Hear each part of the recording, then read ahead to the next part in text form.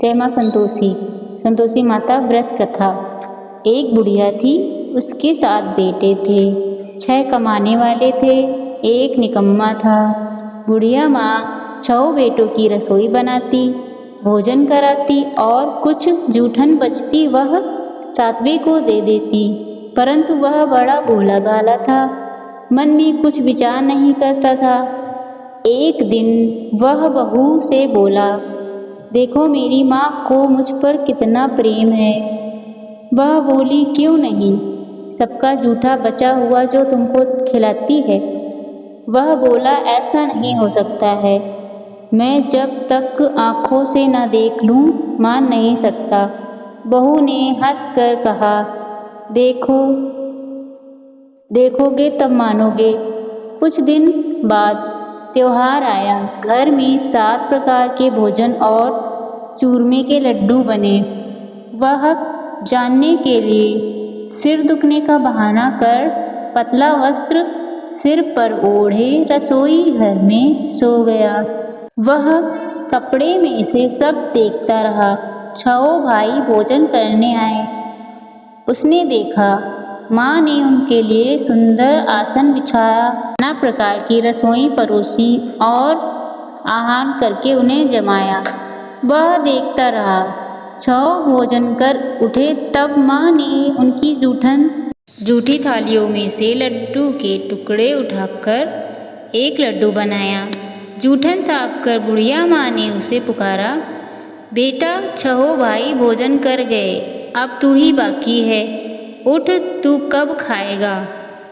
वह कहने लगा, माँ मुझे भोजन नहीं करना, मैं अब परदेश जा रहा हूँ। माँ ने कहा, कल जाता हो तो आज चला जा। वह बोला, हाँ आज ही जा रहा हूँ। यह कहकर वह घर से निकल गया। चलते समय स्त्री की याद आ गई। वह गौशाला में कंडे थाप रही थी।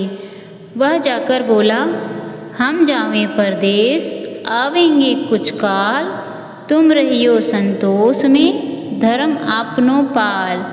वह बोली, जाओ पिया आनंद से हमारो सोच हटाए, राम भरोसे हम रहें, ईश्वर तुम्हें सहाय। 2 निशानी अपनी देख, धरू में धीर, सुधी मति हमारी, विसारियो रखियो मन गंभीर। वह बोला, मेरे पास तो कुछ नहीं है, यह अंगूठी है, सो ले लो और अपनी कुछ निशानी मुझे दे दो। वह बोली, मेरे पास क्या है, यह गोबर भरा हाथ है। यह कहकर उसकी पीठ पर गोबर के हाथ की थाप मार दी। वह चल दिया। चलते चलते दूर देश पहुँचा। वहाँ एक साहूकार की दुकान थी। वहाँ जाकर कहने लगा, भाई मुझे नौकरी पर रख लो। साहूकार को ज़रूरत थी। वह बोला, रह जा। लड़के पूछा, तनख्वाह क्या देगी। साहूकार ने कहा, काम देखकर दाम मिलेंगे। साहूकार ने नौकरी मिली। वह सुबह 6 बजे से 10 बजे तक नौकरी बजाने लगा। कुछ दिनों में दुकान का सारा लेन देन, हिसाब किताब, ग्राहकों को माल बेचना, सारा काम करने लगा। साहूकार के 7-8 नौकर थे। वह सब चक्कर खाने लगे। यह तो बहुत होशियार बन गया।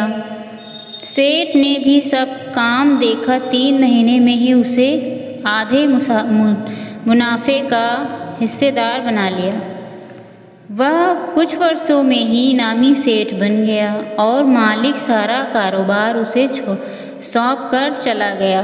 संतोषी माता व्रत कथा के अनुसार अब बहू पर क्या बीती सो सुनो। सास ससुर उसे दुख देने लगे। सारे काम करने के बाद उसे लकड़ी लेने जंगल भेजते। इस बीच वह घर की रोटियों के आटे से जो भूसी निकलती उसकी रोटी बनाकर रख दी जाती और टूटे नारियल के खोपरे में पानी।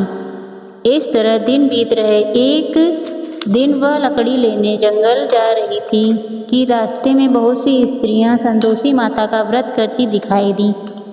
वह वहां खड़ी होकर कथा सुनकर बोली, बहनों, यह तुम किस देवता का व्रत करती हो, इसके करने से क्या फल मिलता है। इस व्रत को करने की क्या विधि है? यदि तुम अपने व्रत का नियम विधान मुझे समझाकर कहोगी तो मैं तुम्हारा एहसान मानूंगी।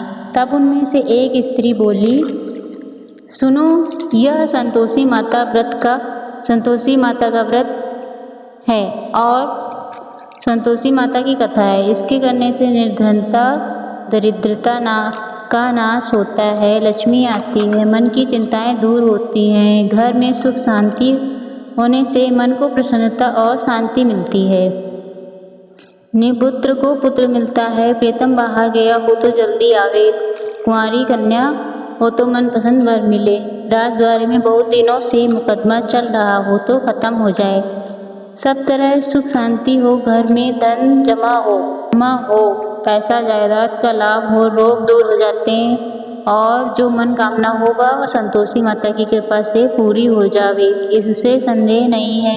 वह पूछने लगी, यह व्रत कैसे किया जाए, यह भी बताओ तो बड़ी कृपा होगी। स्त्री कहने लगी, 1.25 रुपये का गुड़ चना लेना, इच्छा हो तो 5.25 रुपये का भी लेना या 11.25 रुपये का भी सहूलियत अनुसार लेना, बिना परेशानी, श्रद्धा और प्रेम से जितना बन सके। 1.25 रुपये से 5.25 रुपये तक, इससे भी ज़्यादा शक्ति और भक्ति अनुसार ले सकते हैं।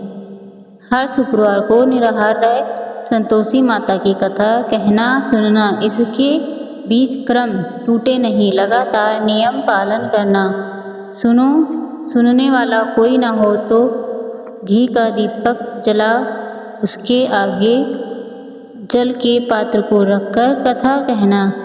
वास्तु नियम ना टूटे जब तक कार्य सिद्ध न हो, नियम पालन करना और कार्य सिद्ध हो जाने पर ही व्रत का उद्यापन करना 3 मास में माता का फल पूरा करती है। यदि किसी के खोटे ग्रह हों तो भी माता 1 वर्ष में अवश्य कार्य को सिद्ध करती है। कार्य सिद्ध होने पर ही उद्यापन करना चाहिए, बीच में नहीं। उद्यापन में 2.5 सेर आटे का खाजा तथा इसी परिमाण से खीर तथा चने का साग करना, 8 लड़कों को भोजन कराना, जहाँ तक मिले देवर भाई जेठ बंधु कुटुंब के लड़के लेना, ना मिले तो रिश्तेदारों और पड़ोसियों के लड़के बुलाना, उन्हें भोजन कराना, यथाशक्ति दक्षिणा देना, माता का नियम पूरा करना, उस दिन घर में कोई खटाई ना खाए। यह सुनकर बुढ़िया के लड़के की बहू चल दी, रास्ते में लकड़ी के बोझ को बेच दिया और उन पैसों से गुड़ चना ले माता के व्रत की तैयारी कर आगे चली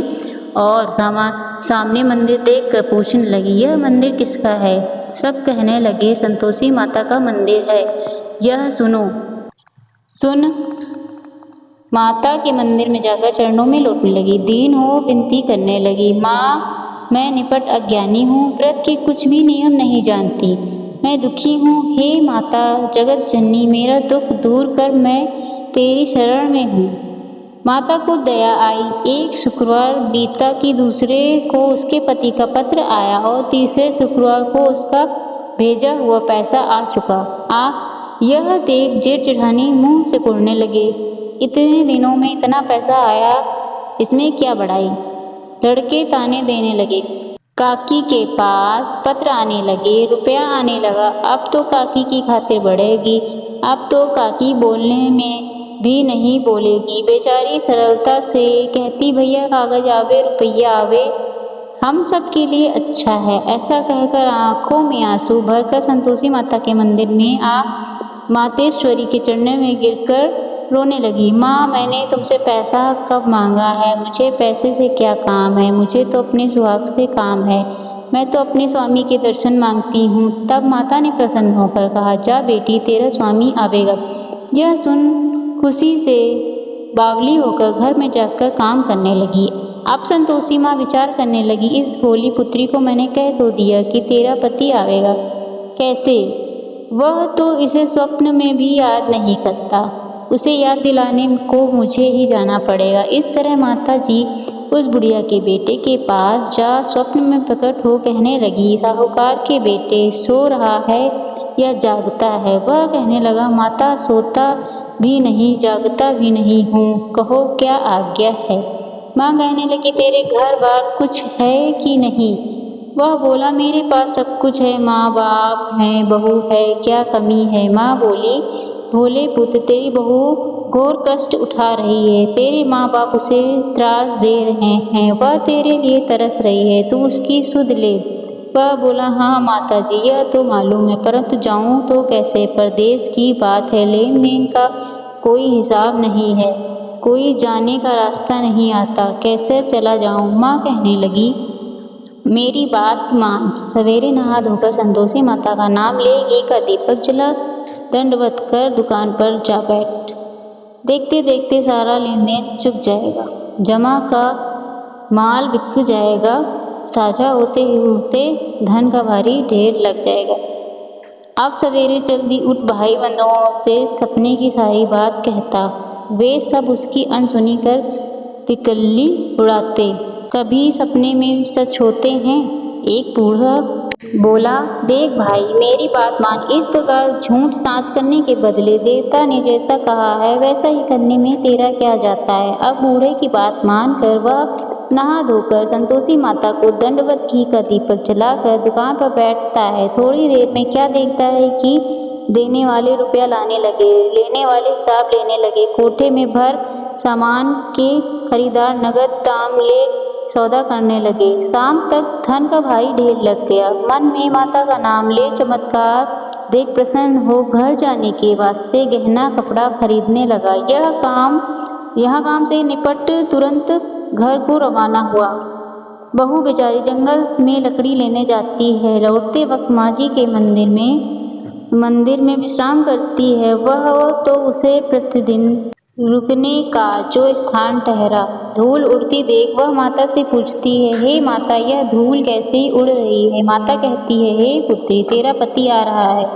अब तू ऐसा कर, लकड़ियों के 3 बोझ बना ले, एक नदी के किनारे रख और दूसरा मेरे मंदिर पर और वह तीसरा अपने सिर पर रख। तेरे पति को लकड़ियों का गट्ठर देख मोह पैदा होगा, वह यहाँ रुकेगा, नाश्ता पानी खाकर माँ से मिलने जाएगा। अब तू लकड़ियों का बोझ उठाकर जाना और चौक में गट्ठर डालकर जोर से आवाज़ लगाना, लो सासू जी, लकड़ियों का गट्ठर लो, भूसी की रोटी दो, नारियल के खोपरे में पानी दो, आज मेहमान कौन आया है? बहुत अच्छा, माता जी से कहकर वह प्रसन्न मन में लकड़ियों के 3 गट्ठर ले आई। एक नदी के किनारे पर और एक माता जी के मंदिर पर रख दिए। इतने में मुसाफिर आ पहुंचा।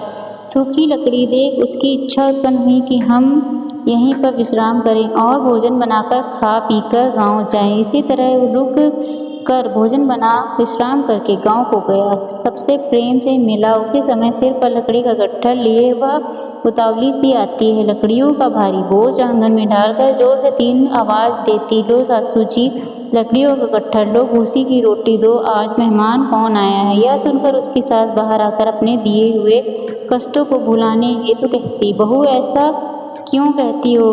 तेरा मालिक ही तो आया है, आ बैठ, मीठ भात खा, भोजन कर, कपड़े गहने पहन। उसकी आवाज़ सुन उसका पति बाहर आया। अंगूठी देख व्याकुल हो जाता है।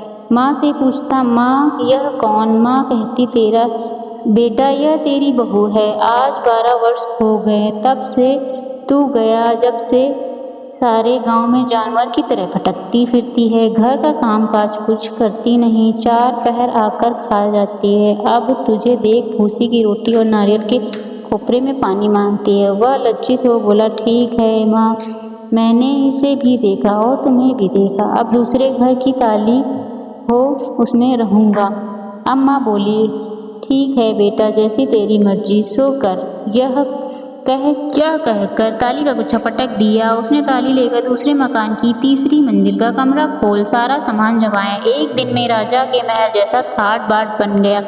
अब क्या था, बहू सुख भोगने लगी। इतने में शुक्रवार आया। उसने अपने पति से कहा, मुझे संतोषी माता के व्रत का उद्यापन करना है। उसका पति बोला, अच्छा, खुशी से कर लो। यह उद्यापन की तैयारी करने लगी। जेठानी के लड़कों को भोजन के लिए कहने गई। उन्होंने मंजूर किया, परंतु पीछे से जेठानी ने अपने बच्चों को सिखाया, देखो रे, भोजन के समय लड़के आए, खीर खाना, पेट भर खाया, परंतु बाद में खाते ही कहने लगे, हमें खटाई दो, खीर खाना हमको नहीं भाता। देखकर अरुचि होती है। वह कहने लगी, भाई खटाई किसी को नहीं दी जाएगी, यह तो संतोषी माता का प्रसाद है। लड़के उठ खड़े हुए बोले, पैसा लाओ।